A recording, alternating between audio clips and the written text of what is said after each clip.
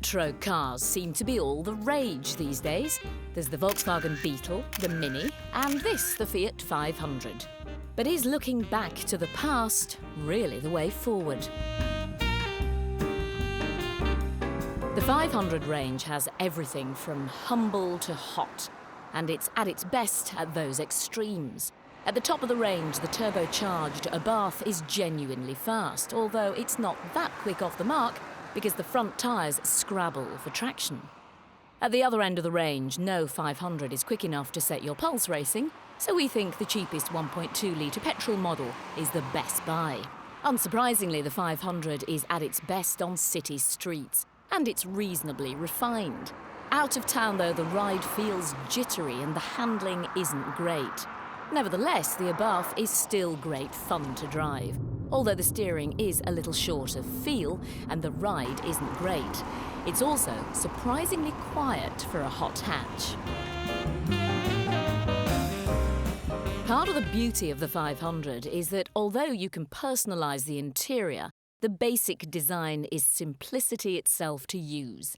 It's stylish too, and only lower down do some of the fittings betray the cheap price. The steering wheel has no reach adjustment, but with height adjustment on the driver's seat, everyone in the front will be comfortable. However, there's no getting away from the car's size, and it doesn't have as much rear seat space as a Mini. The 500's boot is bigger though, and the split rear seats fold down easily to expand it. For the money, the basic pop trim level is the best buy, although it's a shame that you have to step up a level to get air conditioning.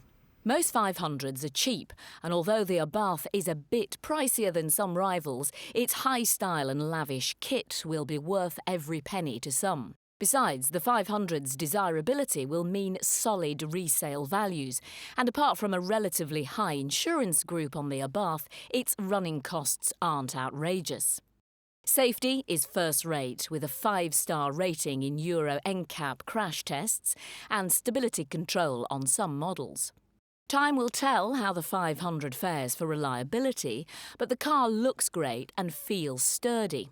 Plus the engines, which are borrowed from the Panda, have so far proved trouble-free. The 500 has cute looks, price and desirability on its side, and the hot versions are great fun. It's just a pity the more everyday versions aren't better to drive.